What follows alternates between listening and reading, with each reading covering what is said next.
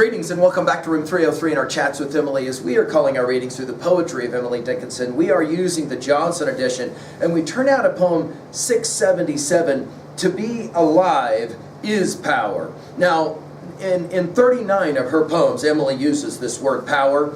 In many ways, we're back to poem 632. You guys will remember when we studied this one together. The brain is wider than the sky, for put them side by side, the one the other will contain with ease, and you beside. The brain is deeper than the sea, for hold them blue to blue, the one the other will absorb as sponges buckets do. The brain is just the weight of God, for heft them pound for pound, and they will differ if they do, as syllable from sound.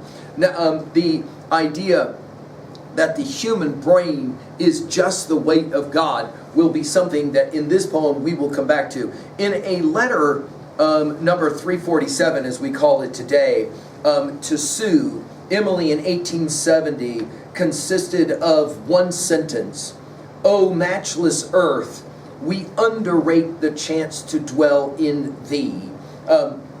And to that degree, I think we're going to see a Promethean tone in this poem. We'll have more to say of it in a second. Now, our assumptions that you've been following our stuff at learnstrong.net, down that left-hand side, Chats with Emily, our playlist. I'm hopeful that you worked through our set of introductory comments, as well as the preceding 676 poems. We just finished with 676, Least Be That Brew. And if you have done this reading already with us, this will not surprise you that Emily is going to make the argument that existence is precious, powerful, dare we call it. We are in many ways back to Emily's question: what do I really need? What are those essentials, to borrow from an earlier poem? And of course, Henry David Thoreau's idea of the essential facts of life. What do we really need? And is this enough? Or must there be some promise of a reward in an afterlife or immortality or something like that?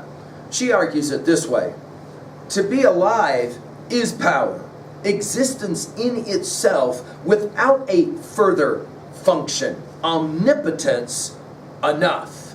To be alive and will, 'tis able as a god, the maker of ourselves, be what? Such being finitude. Now, there's a number of poems that we will reference as we go through this project. You will remember this idea of to be alive. Do you remember when we did 444, it feels ashamed to be alive? Do you remember when we did 470, I am alive, I guess? When we get to 708, we're going to enjoy the game one more time. This is how she'll say it in 708. I sometimes drop it for a quick, the thought to be alive. Anonymous delight to know and matter to conceive consoles a woe so monstrous that did it tear all day without an instant's respite, 'twould look too far to die. Delirium diverts the wretch for whom the scaffold lies. The hammock's motion lulls the head so close on paradise. A reef crawled easy from the sea eats off the brittle line. The sailor doesn't know the stroke until he's past the pain. This idea, then, to be alive is power. As we said, 39 times in poems she'll use this idea of power. You guys remember when we did 252, and she played the game as well back then. She said, I can wade grief whole pools of it. I'm used to that. But the least push of joy breaks up my feet. I tip drunken, let no pebbles smile. 'Twas the new liquor, that was all. Power is only pain, stranded through discipline. I mean, hear that line again, it's amazing. Power is only pain, stranded through discipline. Till weights will hang, give balm to giants, and they'll wilt like men, give Himalaya, they'll carry him. The idea of power that one can gain. Where does power come from? Well, interestingly, she does not declare in this poem that power comes from above, or omnipotence, but rather from existence. The very fact that you are alive at all is, notice, in itself. We'll get to enough and the power of that word here in a moment. Without a further function. Obviously, we're talking now about the possibility of afterlife. And then to make sure that you don't miss it, she uses the word omnipotence, which she used in 420 and 552.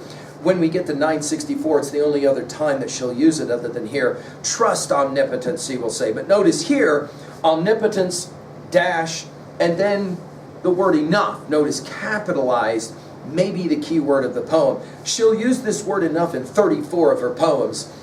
When we get to 684, she'll play the game this way. Best gains must have the losses test to constitute them gains. This idea of it's just enough, right? The key word. All I need, she says, is what I've got. And then she'll come back and repeat herself. To be alive and will. Now, this is the genius of Emily, right? I mean, what would we normally assume the saying is? To be alive and well, right? No. This is to be alive and will. I can't read this without thinking about Schopenhauer's The World is Will from 1818. To be alive and will. In other words, to make up one's own mind. To be able to act in this world. Notice the exclamation point. 'Tis able as a God. Now it's interesting that she uses the word a God, not the God, which, I mean, I'm going to let you guys figure out why she would do that. In other words, being alive and being able to use and make your decisions in your life is tantamount to being a God, a deity, right? Then she'll follow it with the maker of ourselves. Be what? Such being finitude. Now, when we get to 1695, we'll come back to this poem again.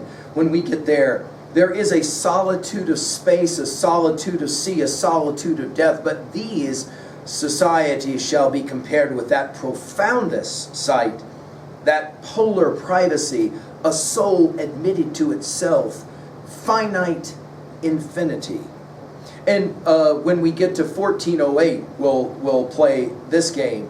The fact that earth is heaven, whether heaven is heaven or not, if not an affidavit at that specific spot, not only must confirm us that it is not for us, but that it would affront us to dwell in such a place. Okay, what are we going to do with this poem at 2a? Well, one scholar has said it this way: existence in itself is omnipotence enough, end quote. And I think that's a good rendering of this poem. In other words, there's something precious, there's something amazing about the life that we get to live. It is precious.